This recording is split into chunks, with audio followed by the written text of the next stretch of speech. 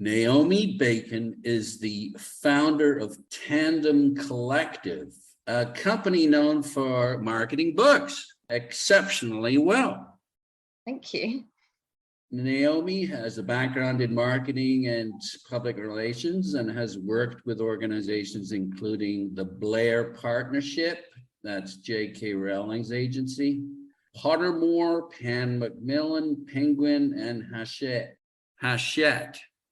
Her ambition has always been to be at the forefront of digital innovation, creating meaningful connections between publishing partners, content creators, and brands to generate word of mouth around new book, film, theater, and TV releases. In 2020, she was named one of the top 150 most influential people in publishing by the Bookseller magazine. Welcome, Naomi, to the Bibliophile.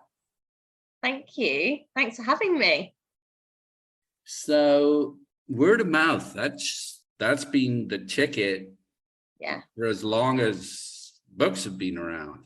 Yeah, that's the gold dust. And so if I get this right, you are using technology to, or not amplify, but just to basically do the same thing. Is that it? Yeah, and I think for me as a marketer, spending years in-house trying to come up with new creative campaigns where there was absolutely no capacity to measure the impact. That was where my frustration came from prior to setting up Tandem.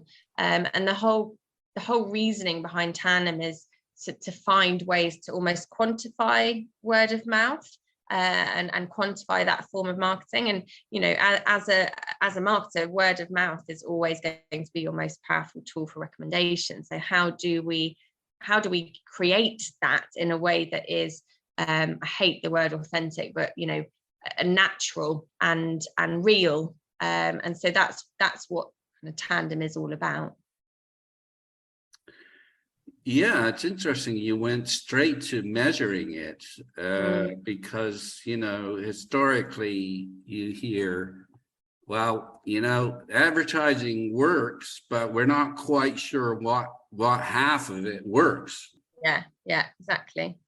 We know that it works, but damned if we know exactly how it works. Is that what you're getting at?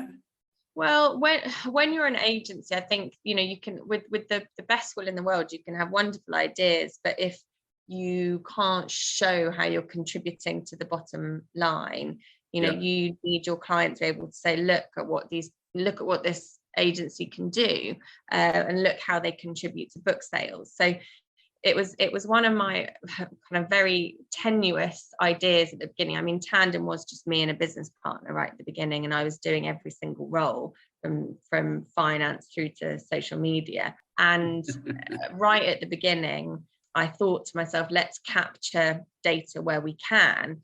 So when we had a very small pool of they're not even influencers, but we call them micro influencers, but they maybe have 50 followers up to 50,000 followers. Really, they're just peers.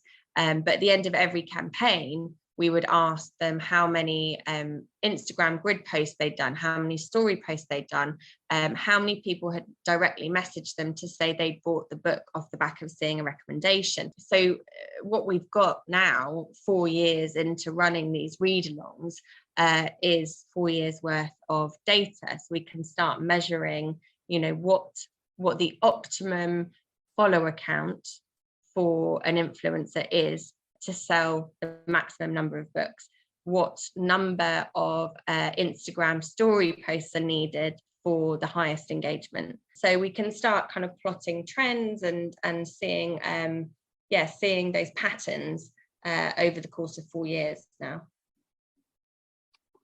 You just said that they wanted to get feedback about how many books were bought or by their followers, but that's just a volunteer thing. That's not going to give you specific numbers. Like exactly, it's a very exactly. All we can get from that is the number of direct messages that they got.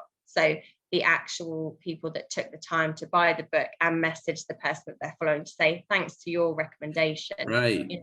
That discounts all of the, however many people that simply saw the post and went and bought the book and didn't direct message. So there's a whole pool of people out there that are also contributing that we can't capture. So that's very much an anecdotal piece of data.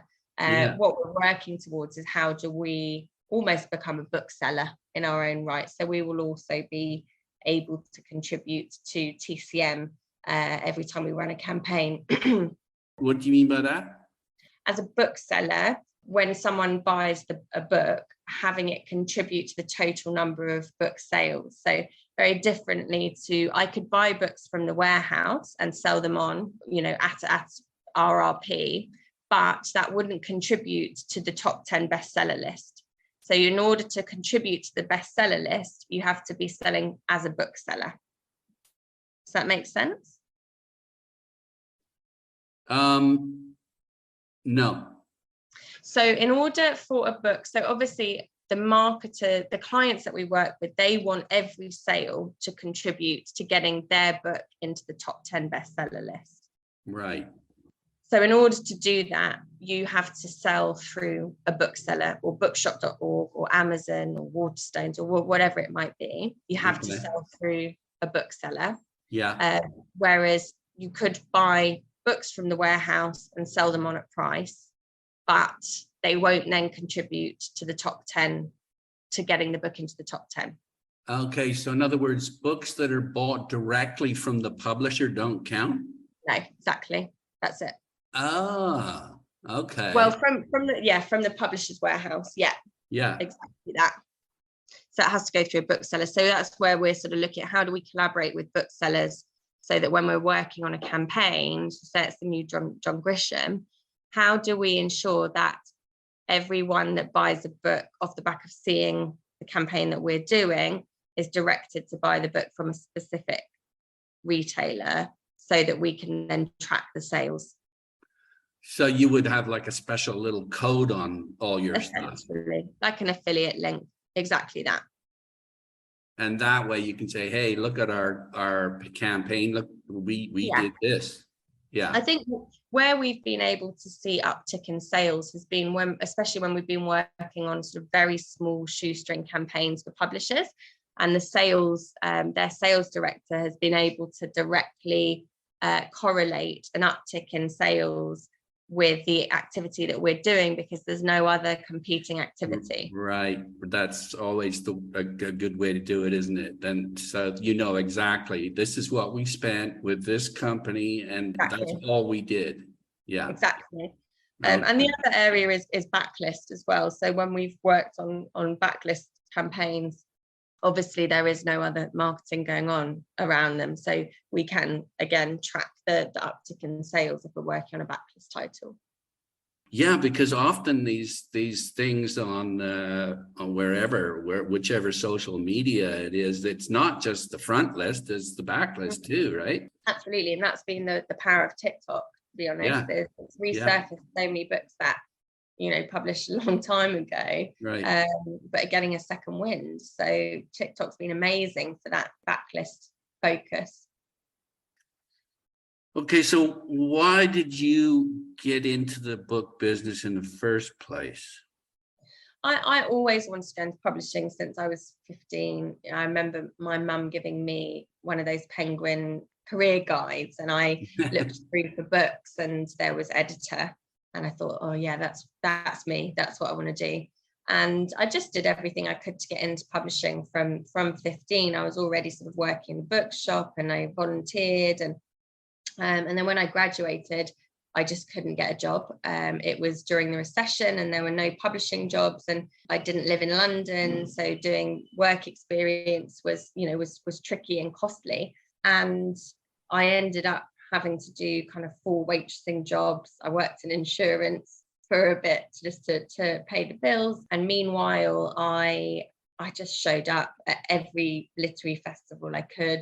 I volunteered at every literary festival I could. And people started to see me and be like, oh my God, here she is again. So people started to sort of, know my name and recognize me.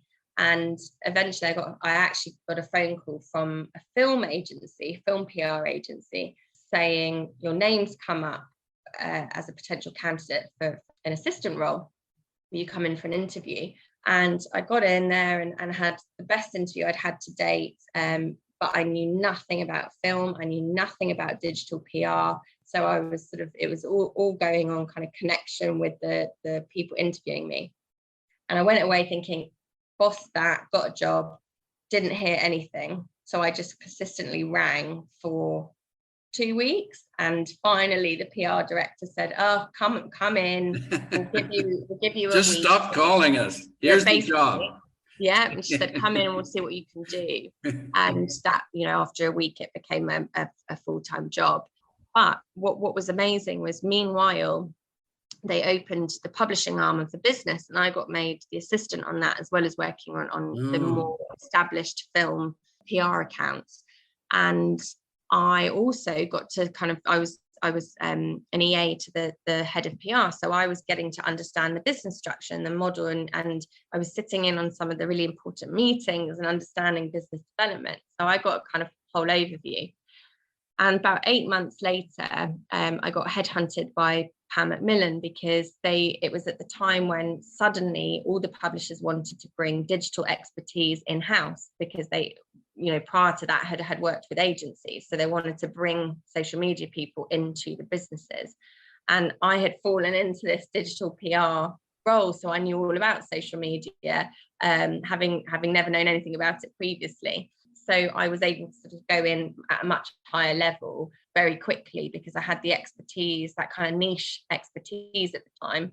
And it was a bit of a kind of a weird way round, but it was meant to be that way round, because what I'm seeing now, owning my own company, is I'm still applying a lot of the lessons that I'd learned, even from sitting in those meetings as a 22-year-old, and listening in and understanding how a business grows and develops. So thank goodness it happened that way. But I was at Pan Macmillan for, I want to say, 7 years, and very much kind of focusing on the digital marketing side, and working with influencers and the different zeitgeists at different times. So YouTube was the big one when I was there. Yeah. Why were they so keen on getting all of these marketers in-house? Like what was that to save money and to bring that kind of digital expertise in-house, so there's more of a control and more of an understanding of it. Okay. So I think it was more seeing that there was a new kind of role emerging. That was the start of the social media manager role. I see. Okay. You just had a sip of coffee, and I just had a sip of beer there. Yeah, cheers to that. Because we're in different time zones. Yeah. But we both love books, so maybe that just is erased. Yeah. That's our unifying asset. Yeah. Okay, so word of mouth is all about conveying enthusiasm. How a book would have or changed your life, or changed your outlook, or you had a great time with it. You learned something. And I know when I interviewed someone about TikTok, they were very keen on the fact that TikTok is, to use your word, authentic and genuine, and it's still real. It's not cultivated by marketing people. So how do you go about that? Like, how do you go about making sure that this is all genuine instead of just fabricated? I mean, I think I kind of agree with the person that you were speaking to previously, because I think it is real and authentic, but with social media, there's always an element of curation, and that's inescapable. Even if it's just the way it's presented, that's what social is about. So yes, it might be presenting your kind of honest opinion on a book or a film or whatever, but there is an element of curation. It's not going to be quite the same as me turning to my best friend and giving her my honest opinion. Right. Because as soon as there's a screen in front of you, there's a performance there. There's something performative in it. Even the way, the backdrop set up. Yeah, I think we have to kind of always be conscious that there will be an element of curation with social media of all forms. Maybe Be Real is the kind of new, I think that's kind of pushing the boundaries of curation, because you haven't got time to curate your setting, your scene, what you look like. So I think with TikTok, there is always going to be that element of performance. But I think that the way to work with creators in that space is firstly working with smaller creators. It's immediately going to be more real, because they are kind of less versed in creating marketing videos. And secondly, giving them an open brief. The way we work with them is we will give creators challenges, a handful of challenges, but they can interpret however they like, in whatever style, whatever format.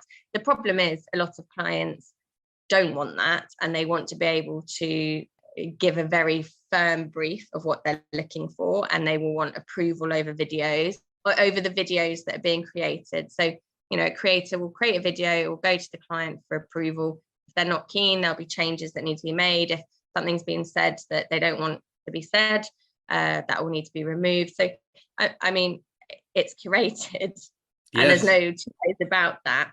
And being cynical, I'm not a cynical person in the slightest, but I work in social media, and I think that's why I hate the word authentic, because I think it can't be, and that's just not the nature of social. Well, there are people who just go on there, like I might, just to talk about stuff, books that I like, or I'm not getting paid by anyone to do it, and no one's telling me to do it.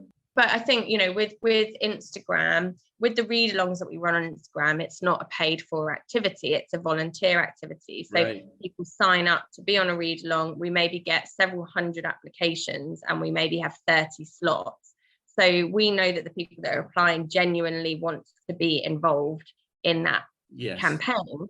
Right. And there isn't any payment, but there is still curation, because you're still wanting to present your images in a specific way. And, even though you genuinely are wanting to engage with that content, that book, that author, you're probably also not going to put a scathing review up there, because you don't want to sort of annoy anybody or annoy the author. So you kind of aren't going to deliver anything negative. No.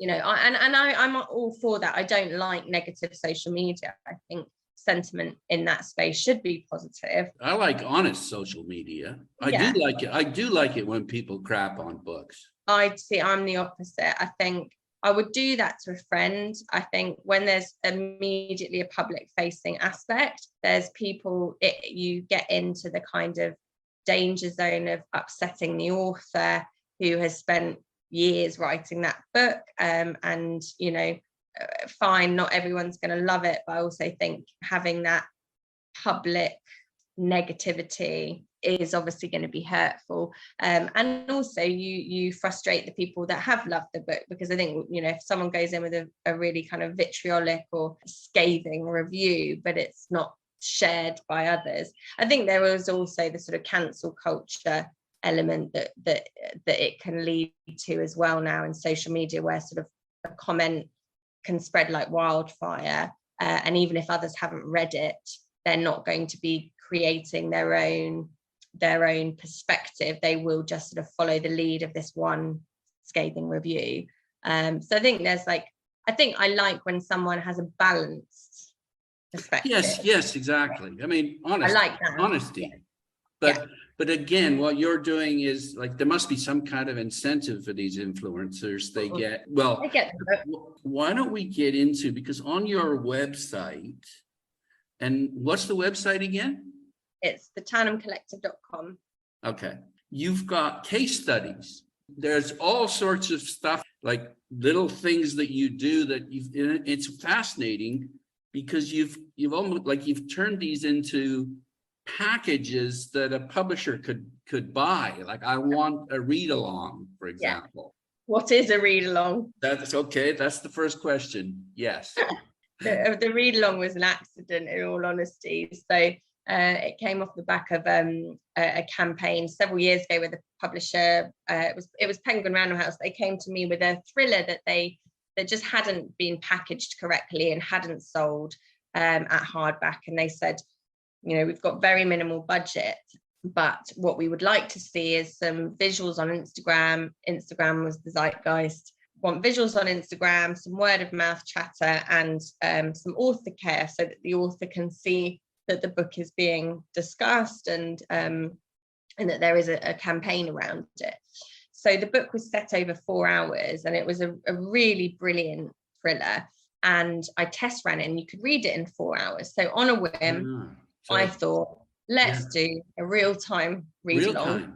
The issue was that we didn't have budget, and prior to that, I'd been working with big name influencers where you'd maybe pay £2,000 and you'd get one mention on Instagram. So I didn't have that budget.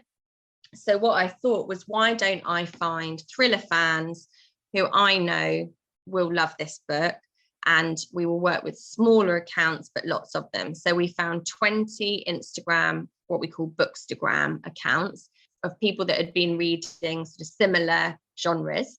And everyone had around 1,000 followers. That could be 800, that could be 1,200. And we had 20 of them. So we worked on a collective follow account rather than an individual follow account. Working with one person with 20,000, we had 20 accounts that amassed to, I think it was something like 30,000 in total. So everyone began reading on the same morning.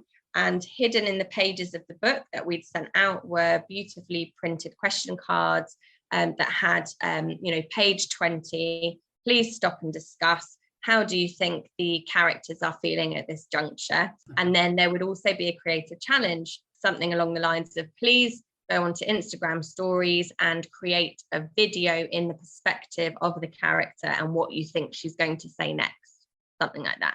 So not a book club where you get to the end of a book and you are discussing in real time with your fellow readers. You're also creating very interesting content that taps in directly to the narrative. So it's not just what we call unboxing and social media, receiving the book, look at what I've got in the post. It's actually you connecting with the characters and the content in the book. That then won an award, and everyone was very happy. And then we got approached by HarperCollins, and we were asked to do The Hunting Party, and that was the other end of the spectrum, bigger budget. We went all out, and alongside the questions and challenges, we also sent out numbered parcels. So you might get to page 20 and you're asked to open parcel number 1, and in the parcel there is an incense stick that smells like pine, because the characters at that point are walking through the forest. It was all about kind of taste and smell and texture, and how do we bring the book to life and bring those pages to life. So you had all sorts of fun putting those packages together. Yeah, absolutely. And that's the kind of I think our USP really is that kind of immersive aspect of it. So almost making it filmic, or not even filmic, but tangible, I guess. Multi-sensual. Yeah, exactly. And it's just kind of snowballed from there. And I calculated the other day, we've done over 1,000 read-alongs now. Oh yeah. My goodness. Okay. Yeah. That's our main focus of the business, is the read-along. And again, so what you do is you'll bring together X number of people. Yeah. You'll send them out a package, a kit, or whatever. Exactly. Do they all read it at the same time or not? Yeah. They do. And then I suppose there's all sorts of advance notice about when this reading is going to take place. Exactly. Yeah. So you're given a schedule. It maybe is a week or 2 weeks, and it's 50 pages a day, something like that, depending on the size of the book. And they apply about 6 weeks in advance to the read along happening. So they put it in their diaries, they know when it's going to launch. Everyone's added into a private messaging group. So you've got that, what we call dark social element as well, where as a marketer, being privy to conversation that goes on behind closed doors is amazing. And, you know, we're included in those dark social conversations. So that's where the kind of, to use the word I don't like, but authentic conversation. Right, because it's not a performance necessarily, right? Yeah, exactly. So what do they talk about? Well, everything. They talk about the style of writing, the passage, their reaction to different passages. They might talk about similar authors that they've read. So I can see a lot of link sharing going on in the group. So they might say, oh my goodness, if you love this author, have you read this author? So suddenly there's, again, that natural recommendation, flow of recommendations going on. They might talk about the fact that they've just gone and bought a backlist book, and should we all do a read along of our own accord for this backlist title from this author. So you can see kind of the fan community growing around new authors, but we can do really clever stuff. So an author might, a client might come to us and say, look, we've got the new John Grisham book coming out, but we don't want to reach John Grisham hardcore fans. We want to bring a new audience. Right. So we will do things in the way people sign up to read along is via our newsletter. So we might do a special newsletter where we don't mention the author, and we say, here's the first chapter, have a read. If it sounds like your thing, sign up to the read along. And so people have almost tried before they've bought into it. So they'll all apply, and then they'll receive the book, and it's a John Grisham. Oh, I've never read a John Grisham. Do the read along, and then be a hardcore John Grisham fan and want to go back and read all of the backlist. So we can also get around the kind of misconceptions or the assumptions that some brand authors have that would mean that new readers might not be drawn to them. With Karen Slaughter, we're working with HarperCollins, or for HarperCollins, on one of the recent Karen Slaughter titles, and for that we sent out proofs that had no mention of who the author was or the title of the book, and people only learned who the author was after they finished reading it.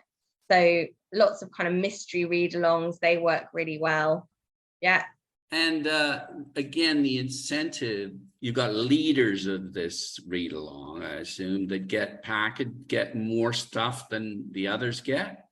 No, everyone gets the same. Yeah. Sometimes we have VIPs for big budget campaigns. We maybe have 10 VIP early readers, and there'll be people that have either been someone that's very vocal or engaged in our community, or someone that is a big hardcore fan of that specific author, but they will help us write the challenges. They'll get to read the book, 6 months in advance, and they will help us to write the creative challenges and the questions. So they feel very involved in the read along from the word go. But normally with the smaller scale read alongs that are 30 odd people, that will be very inclusive. It will have a campaign manager. I mean, there's 30 people on Tandem's team, so there'll be, everyone will have a campaign manager overseeing every read along and guiding conversation.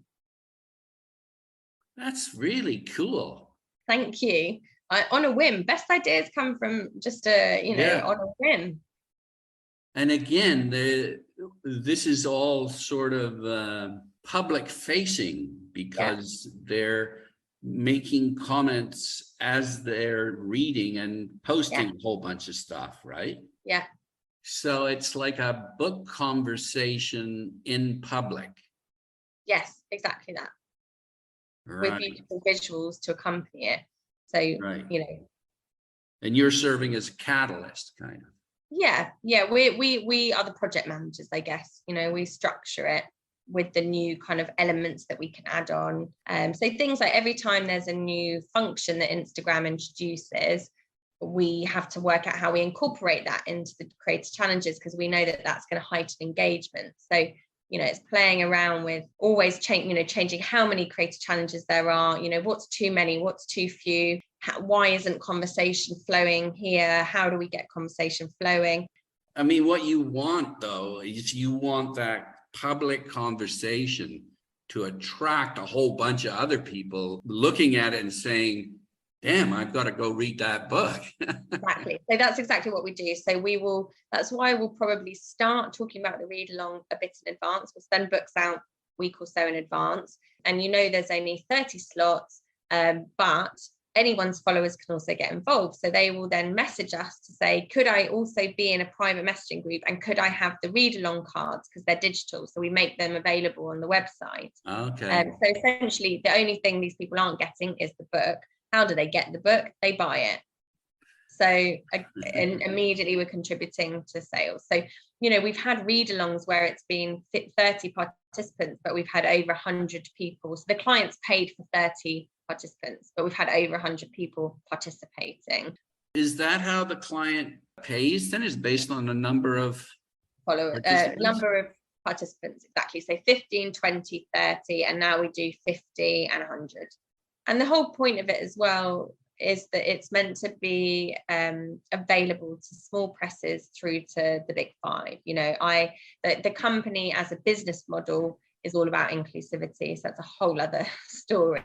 Yes. But the model in terms of the clients is meant to mean that it's accessible to small presses through to the big five, and also community. I don't care how many followers you have, I still value you as someone that can have an opinion and an impact on sales and marketing. So whether you have 50 followers or 50,000, in my mind, you're equal, because really what you're doing is working together as a collective. Yes, you take the overall number.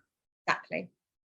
Although there definitely are, there's some people who've got a lot of followers who are all anonymous, and who care, that's kind of bullshit. And engagement is low. And yeah. I can see that from our data now. It actually skews our engagement rate. So we have an engagement rate for every single campaign that we calculate based on the same formula that Instagram uses for paid advertising. So that's the only kind of formula accessible to us at the moment. But what we're doing is working out our own. So more to come on that front. But every read along has an engagement number. And what I can see is that as soon as there's someone with a follower count of over 20,000 included in the collective group, the engagement rate drops dramatically. Isn't that interesting? Yeah. So the kind of peak group, you're looking at, maybe 40,000 collective follower count. Yeah. And what you want within that is lots of nano influencers and a few middle range influencers. So people that have maybe 5,000. The optimum size is around 1,500 followers. That's when the engagement is super high. Isn't that interesting? Mm.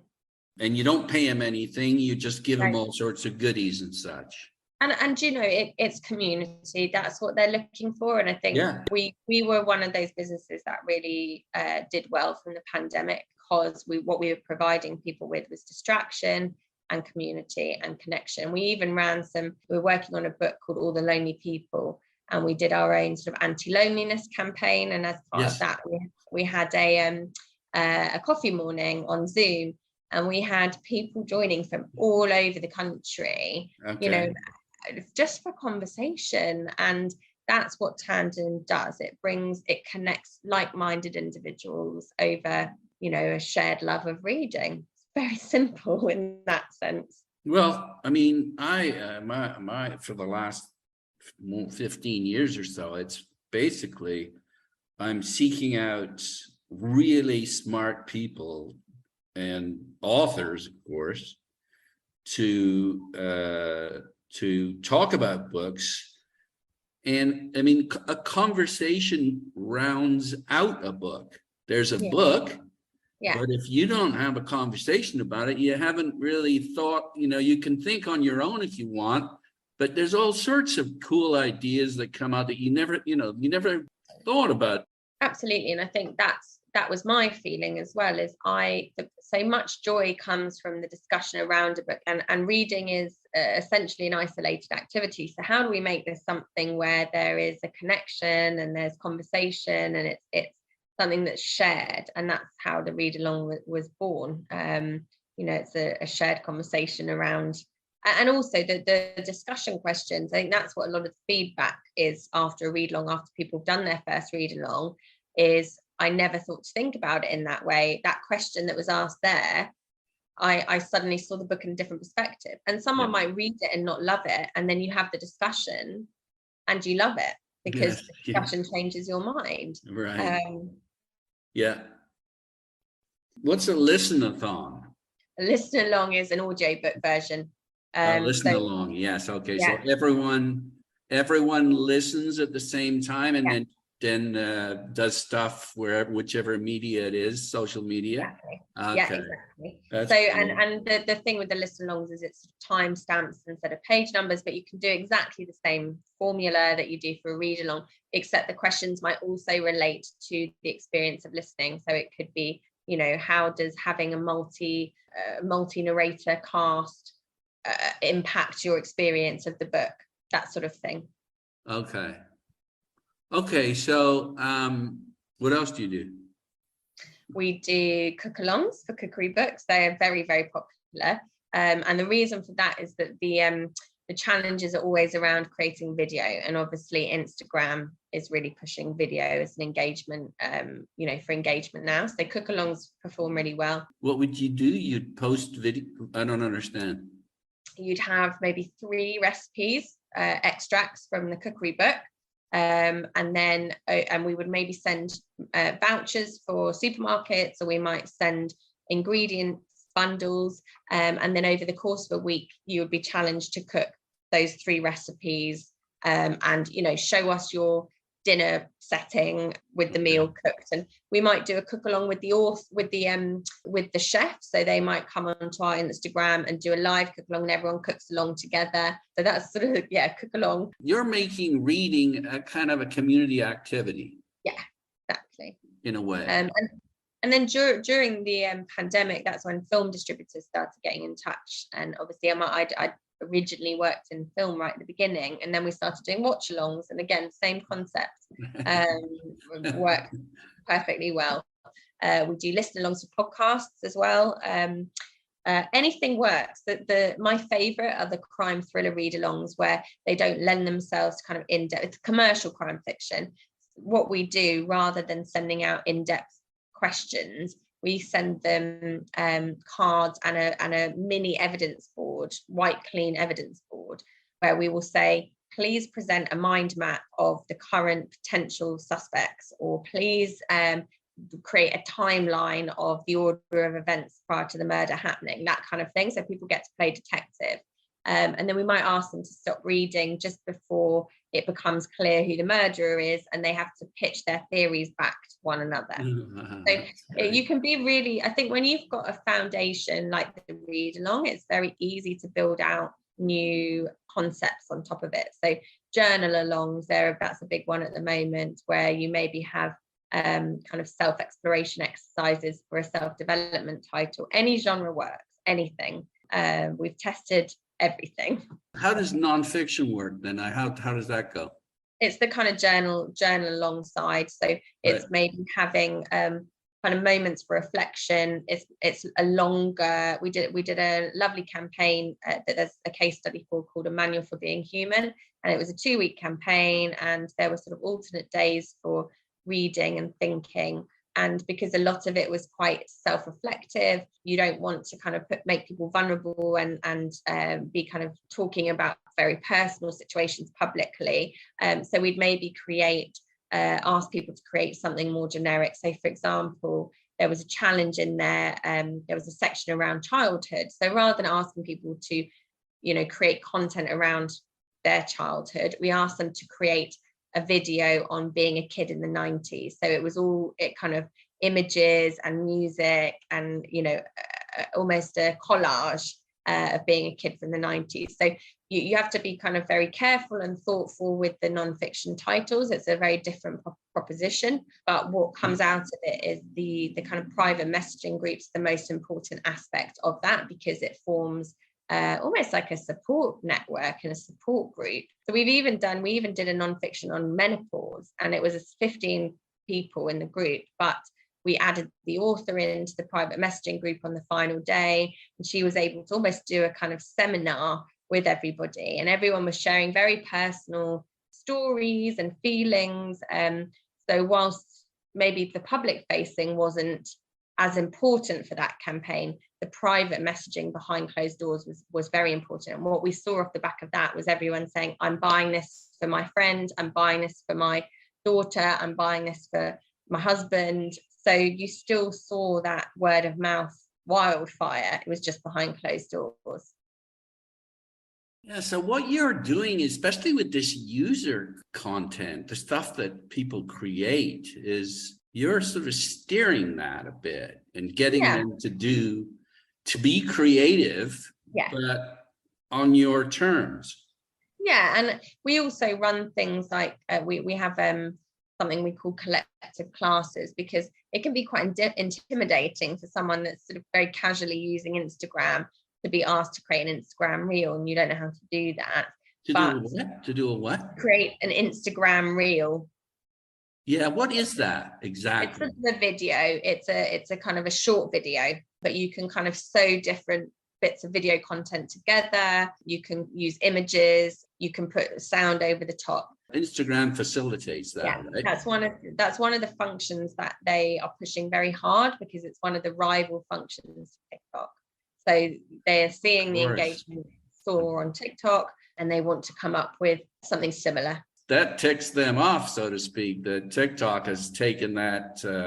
It has taken that mark, or whatever you want to call it, method. Yeah, exactly. So we also run these classes every year where we basically do 12 sessions over the course of several weeks, and we offer training to the community for £5, just to cover our overheads, and so that becomes part of it. So you're also getting that support in terms of the content that you're creating, and as a group, people support one another. So someone will say, oh my goodness, I've just posted my first Instagram reel, and everyone in that read along group will be sort of cheering them on, liking their posts, telling them what a good job they've done.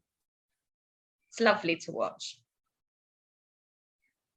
I noticed that the case studies that quite a number of the authors had already achieved a level of name recognition. So again, you're sort of just bumping that along a bit, pushing it a bit. I think with the case studies that are on there, that's just a time, that's probably 5% of the campaigns we're actually working on, but they're the ones, unfortunately, where we've got bigger budget to play with, so we can show more easily the creativity that we're able to achieve. But we also do small press campaigns as well, and they'll often share sales data with us, because we'll do a reduced fee. So the kind of the return is the data that we can collate. I don't understand. So we'll work with a small press, but we'll do a reduced fee. So whilst we might not make a profit on it, and we'll probably maybe even make a loss, what we can do from off the back of that campaign is access the data, the sales data. So the small press will give us the sales data in a way that a larger publisher wouldn't. They won't tell us exactly the sales figures off the back of what we're doing. So that's our return instead of financial. You can then use that as kind of proof of product. Exactly that. So it's more for us to kind of have that understanding and awareness. Okay.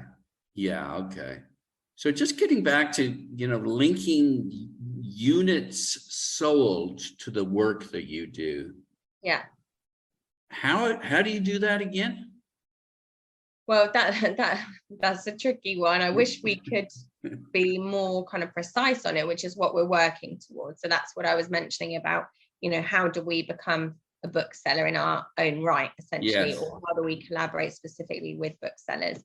But at the moment, it would be to do with anecdotal messages so at the end of a campaign, everyone that's participated will be asked to tell us how many people messaged them to say they'd also bought the book and wanted to take part in the read along. So we'll get a figure off the back of that. But also, if we've got a trackable link, we can also see, again, you can't see sales, you can just see how many people have clicked through to buy.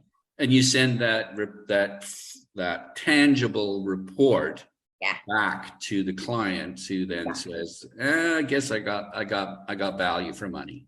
Yeah, exactly that. Okay. And yeah, obviously you want to be able to make it more tangible. Yes. Yeah. That's More, always the objective. Yeah. yeah. Okay. Is there like, do certain social outlets work better for certain genres? Yeah, supposedly, yes, but actually not what we've seen in our own experience. So TikTok, the kind of very popular genre on there is romance and YA fantasy. But actually on Tandem's TikTok account, crime does the best. So again, I think there's a bit of a misconception in terms of, that only certain genres work on TikTok. I think actually there is a space for everything on TikTok. Instagram, you've got your kind of pockets of different communities, so everything works on there. Okay. Yeah. I was speaking with Germany's top literary agent recently, and she told me that one of the fun things that she does is to come up with elevator pitches for their books. Yeah. Just so you got the right spin, and if you do that, then obviously if you do the right spin, got the right spin, you're gonna do well. Do you work with the publishers to develop new ones, or do you kind of take what they're already using, or what? As in their kind of marketing copy? Yeah. Yeah, a bit of both really. So when we are first briefed in, we'll ask them if there's any kind of messaging or language that they want us to use, but we also then put the onus on the read along participants. So one of the challenges might be describe the book in one line, or what 5 words best describe the book. So you're putting the onus on the reader, which is always obviously going to be more effective than the publisher. Yes. And again, you talk about sort of the grassroots sort of organic development, right? Exactly. Yeah. And one person might hone in on something very different to another person. So they might, what we often get people to do is what 2 books equals this book. Oh God, yeah. That can be a real joke, actually. Well, I love it because you can really see different people's nuances for different texts. Another one I love is we often get them to do a who would your dream cast be if this was a TV series or film. People love that as well. It's a cross between Winnie the Pooh and Lolita, exactly. For example. Yeah, exactly that. Yeah. Well, not exactly that, because I'm not sure what that would come out as. Or Harry Potter meets Godzilla or whatever. Exactly. Yeah. I see. Well, they're fun. That's just fun, right? Yeah. Okay, so just winding down here, you have obviously had success with this, and your master plan seems to be to conquer the whole world. Yeah, that is it. And how are you going to conquer the world? So we've just done 2 camps. So 2 years ago, I said to the team, I want to go global. And that meant that the kind of easiest access points are going to be Anglophone territories. That's where we're already, we can just replicate what we're doing in other Anglophone territories. And then more recently, we ran 2 12 territory campaigns across 7 different languages. So Italy, Spain, Germany, France, the Netherlands, Japan. Wow. Yeah. So mass scale read-alongs, all staggered depending on release date in different territories, but getting each territory to pass the baton on to the next, which was lovely to watch. And what that's then allowed us to do is collate data for the different territories. So now our aim will be to approach local publishers as well as the big publishers, but start working on local titles as well as the kind of global brand titles.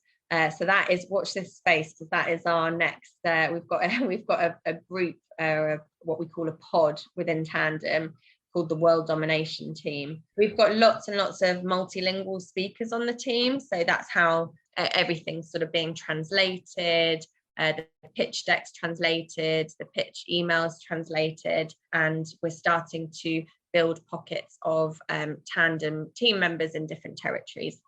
Okay. Yeah. Just final question then. Let's say I'm a small publishing house that puts out between 10 and 20 books a year. Mm-hmm. How much first, why should I use your company? How should I use it? And how much is going to cost me? So we work on any budget. So some small presses come to us and they say, we've got £200. What can you do? And we have sort of menus. We'll build a pick and mix kind of package. So the small press can say, right, I want one TikTok video, and I want one bespoke newsletter, and I want 5 VIP influencers to receive a copy of the book. So everything they can build a package based on their budget out of the options that we present them with. And I think why use us is that I just think we are the best value for money in terms of we will care about every individual title that we work on. Nothing is too small. Everything will receive love and attention because there will be readers out there for every single book that we work on. And I just think, small presses have a hard time of it. They have no marketing budgets. What we've been doing recently that works really nicely is also sort of doing small press. We've got a small press series that is free, where one of the team will interview the publisher or the marketer at a small press, and it's an Instagram video that's also going to be going up on the YouTube, and that's an opportunity to present your catalogue. That's free? It's free. My goodness. Okay, so how can people get this free service among others? Need to email me, so Naomi at thetandemcollective.com, and we could just have a chat about it. I can say we've got a deck specifically for small presses that outlines all of this. Oh, that's fantastic, Naomi. Thank you. Thank you very much. Thank you. Thank you. So I've been speaking with Naomi Bacon. I love your initials, by the way. They're the same as mine. Yeah, they are. And they're important. They are. Yes. They're very important. So Naomi Bacon, who is the founder of the Tandem Collective, based all around the world, or based? Yeah, based all around the world. Well, thank you so much again. It's been great. Thank you, Nigel. Lovely to chat to you. Okay. Take care. You too. Bye.